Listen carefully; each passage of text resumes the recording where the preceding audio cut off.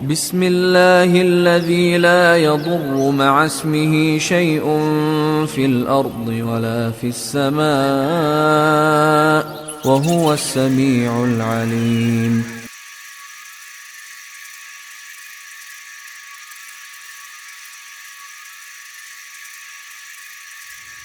Assalamualaikum warahmatullahi wabarakatuh.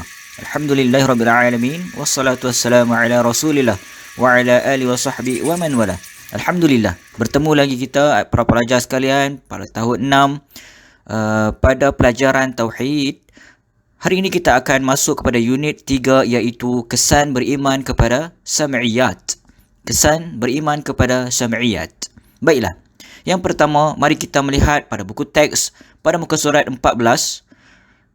Yang pertama adalah antara kesan beriman kepada sam'iyat ialah yang pertama, menjadikan seseorang itu sentiasa bertakwa. Maknanya di sini, apabila kita beriman kepada perkara-perkara gaib yang telah ditetapkan oleh Allah Subhanahu wa taala, maka kita yakin dan pasti bahawa setiap perkara yang berlaku itu adalah ketentuan, qada dan qadar daripada Allah Subhanahu wa taala. Oleh kerana itu, setiap perkara yang berlaku, kita akan semakin bertakwa kepada Allah, beriman kepada Allah Subhanahu wa taala. Yang kedua, antara kesan lain adalah kita sabar dalam menghadapi dugaan atau ujian dari Allah. Kerana apa? Sama seperti tadi, apabila berlaku musibah ataupun kecelakaan dalam kehidupan kita, kita kembali kepada Allah. Dalam Al-Quran disebutkan apabila seseorang itu ditimpa musibah, maka dia akan menyebutkan bahawa Inna lillahi wa inna ilaihi raji'un. Ucapan inna lillahi ini bukanlah pada kematian semata-mata, wahai para pelajar sekalian. Namun, kita disunnahkan untuk mengucapkan ucapan ini, iaitu inna lillahi wa inna ilaihi raji'un pada apa-apa sahaja musibah yang menimpa kehidupan kita. Contohnya seperti kemalangan kereta. Hari ini, satu orang dia bawa motor dan dia terlanggar dengan kereta. Dan kereta itu dipandu oleh kita. Macam mana kita nak menghadapi situasi ini? Adakah kita perlu memarahi orang yang menunggang motosikal tersebut kerana tidak berhati-hati? Tidak. Pertama sekali yang kita perlu lakukan adalah kembali kepada Allah. Sebutlah inna lillahi wa inna ilaihi raji'un. Sesungguhnya semua perkara ini kembali kepada Allah. Kemudian kita berbincang dengan baik kepada orang yang telah melanggar kita itu tadi. Jangan memarahi, kita selesaikan dengan cara yang baik, mengikuti lunas undang-undang.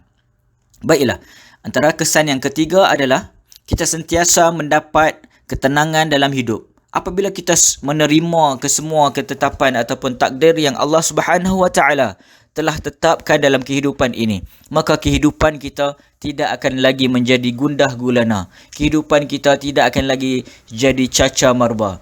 Tidak beriman kepada qada dan qadar Allah. Maka apabila kita beriman, maka Allah Subhanahu wa taala akan mencampakkan rasa ketenangan dalam diri kita semua, insya-Allah.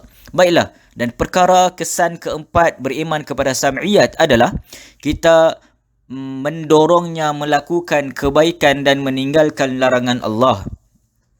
Ini adalah konsekuensi kesan daripada kita beriman kepada perkara gaib, sam'iyat itu tadi. Apabila kita betul-betul beriman, menjadi orang yang bertakwa, maka perkara ini akan mendorong kita melakukan banyak kebaikan dan meninggalkan semua larangan Allah. Kerana apa? Kerana kita beriman dengan perkara gaib, beriman dengan Allah, beriman dengan Al-Quran yang diturunkan kepada manusia.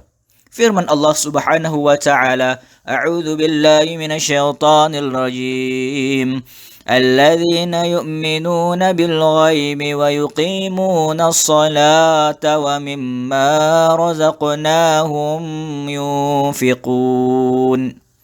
Surah Al-Baqarah ayat yang ketiga, yang bermaksud iaitu orang-orang yang beriman kepada perkara yang gaib dan mendirikan salat serta membelanjakan sebahagian dari rezeki yang kami berikan kepada mereka. Nampak tak macam mana Allah Subhanahu wa taala mengaitkan perkara-perkara gaib, perkara-perkara keimanan dengan perbuatan salat, perbuatan sedekah ataupun zakat yang kita berikan kepada orang lain. Kita buat perkara-perkara solat dan beri sedekah ataupun zakat ni semata-mata hanya menginginkan keredaan daripada Allah Subhanahu wa taala.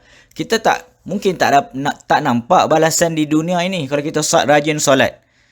Tu orang yang kafir yang tak solat pun kehidupan dia mewah je ustaz, kaya je, kehidupan dia mudah saja. No. Tujuan ataupun matlamat satu orang Islam adalah di akhirat kelak. Di akhirat kelak Allah Subhanahu wa taala akan memberikan ganjaran syurga yang jauh lebih baik daripada kemewahan di dunia ini. Sebab itulah Allah mengaitkan keimanan kita dengan perbuatan solat dan juga infak. Kemudian, mari kita melihat kepada muka surat yang ke-15. Yang di atas itu, antara kesan tidak beriman kepada sam'iyat Allah Subhanahu wa taala. Tidak beriman kepada perkara sam'iyat. Yang pertama, akan menjadikan seseorang itu kafir. Nampak tak? Kenapa ada orang kafir kat dalam dunia ni? Sedangkan Allah Subhanahu wa taala telah menunjukkan kekuasaannya menjadikan dunia dan seisinya, pokok-pokok langit tanpa tongkat, tanpa tiang, berwarna yang cantik, warna biru. Bila nak hujan dia jadi gelap sikit, bila malam dia jadi sangat gelap. Nampak tak kekuasaan Allah Subhanahu wa taala? Siapakah yang menjadikan perubahan-perubahan dalam dunia ni? Ada tak satu orang yang dia pergi cat langit daripada warna biru untuk siang, kalau senja dia cat warna oren sikit, malam dia cat warna hitam. Tak ada satu orang pun yang mampu untuk mengecat langit. Inilah bukti kekuasaan Allah Subhanahu wa taala. Allah Subhanahu wa taala berkuasa melakukan apa sahaja. Tatkala kita dihidupkan di dunia ni, dilahirkan di dunia ni, ini pun telah menunjukkan kekuasaan Allah Subhanahu wa taala. Tak ada satu orang pun yang mampu untuk menghidupkan dan mematikan kecuali Allah. Baiklah, yang kedua, kesan tidak beriman kepada sam'iyat adalah menjadikan seseorang itu sentiasa melakukan perkara yang mungkar. Apabila dia tidak beriman kepada perkara gaib, dosa, pahala, padang mahsyar, titian sirat, maka dia akan mudah untuk melakukan perkara-perkara maksiat. Contohnya seperti apa? Mencuri. Dia tak percaya kepada balasan pencuri nanti di akhirat, maka dia mencuri di dunia ni. Dia berani melakukan itu. Kerana apa? Kerana tiada iman kepada balasan Allah nanti di akhirat. Kemudian dia berani untuk menderhakai kedua ibu bapa dia. Menderhakai kedua ibu bapa adalah sangat besar dosanya. Oleh itu, Ustaz nasihatkan diri Ustaz sendiri dan para pelajar sekalian, jangan sekali-kali kita menderhakai ibu bapa.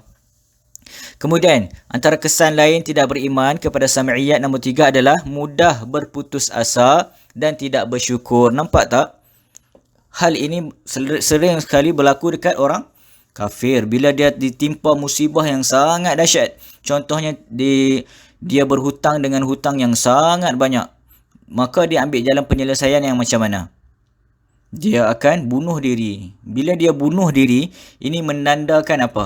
Dia telah berputus asa daripada rahmat Allah Subhanahu wa taala. Sedangkan apa-apa sahaja masalah yang kita hadapi, terus kembali kepada Allah. Allah Subhanahu wa taala yang Maha Perkasa, Maha Berkuasa akan selesaikan semua masalah kita melalui perantaraan-perantaraan yang ada di dunia ini. Contohnya satu hari kita kehabisan wang, tak ada duit langsung nak beli makanan. Macam mana ni? Saya lapar. Hari ni saya tak makan langsung. Saya tak ada duit. Tiba-tiba tengah kita duduk solat di masjid, ada satu orang pakcik datang dan bagi duit RM10. Masya Allah. Nampak tak? Kita duduk beribadat kepada Allah, minta bantuan kepada Allah. Setelah kita berusaha, maka Allah Subhanahu wa taala hadirkan seorang pakcik untuk bagi kita duit. Ini semua adalah ketentuan yang telah Allah tentukan kepada kita.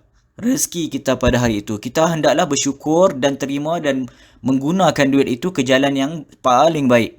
Kemudian, nombor 4, hidup sentiasa gelisah. Nampak tak? Bila kita tidak menerima semua ketentuan yang Allah Subhanahu wa taala telah tetapkan, maka kehidupan kita sentiasa gelisah, sentiasa rasa tak tenang dan tidak cukup.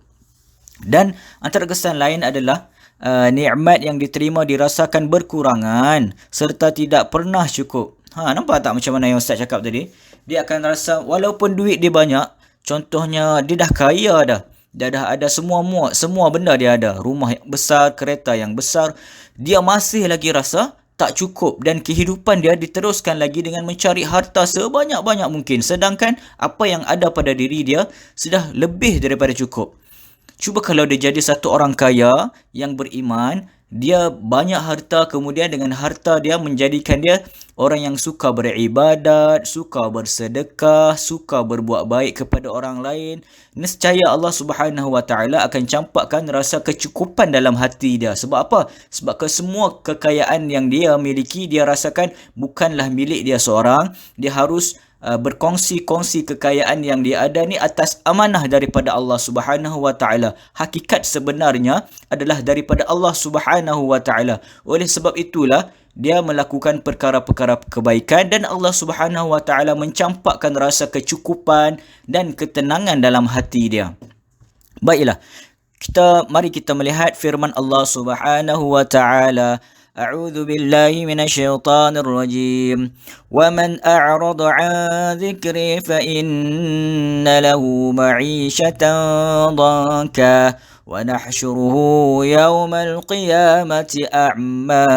Surah Taha ayat 124 yang bermaksud, dan sesiapa yang berpaling ingkar dari ingatan dan petunjuk, maka sesungguhnya adalah baginya kehidupan yang sempit dan kami akan menghimpunkan dia pada hari kiamat dalam keadaan buta. Nampak tak anak-anak sekalian? Sudahlah, bila kita melakukan maksiat, perkara-perkara yang tak elok di dunia ni, melanggar perintah Allah, Allah Subhanahu Wa Taala akan sempitkan kehidupan kita di dunia ni. Bukan setakat itu sahaja, dia tidak berakhir di dunia, bahkan di akhirat kelak. Kita sebagai orang Islam beriman dengan perkara ni. Beriman ataupun tidak beriman, perkara ni pasti akan berlaku. Adalah lebih baik kita beriman.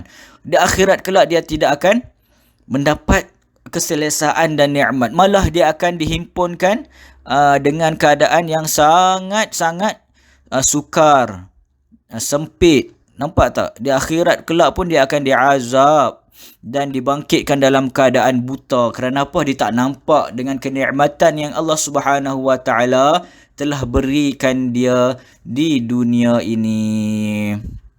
Jadi Ustaz harap hari ini kita memahami sungguh-sungguh apakah kesan bila kita beriman kepada perkara gaib ataupun sam'iyat ini. Ini akan melibatkan ataupun memberi kesan yang sangat besar dalam kehidupan kita seharian. Sebab apa? Daripada kita bangun tidur sampai kita tidur balik malam nanti, kita akan sentiasa dikelilingi oleh perkara-perkara ini. Contohnya, hari ini apa-apa sahaja boleh berlaku dalam kehidupan kita. Macam mana kita sebagai orang Islam nak menghadapi perkara ini dengan baik? Iaitu dengan beriman kepada sam'iyat, kembali kepada Allah. Apa-apa sahaja yang berlaku, jangan marah dulu.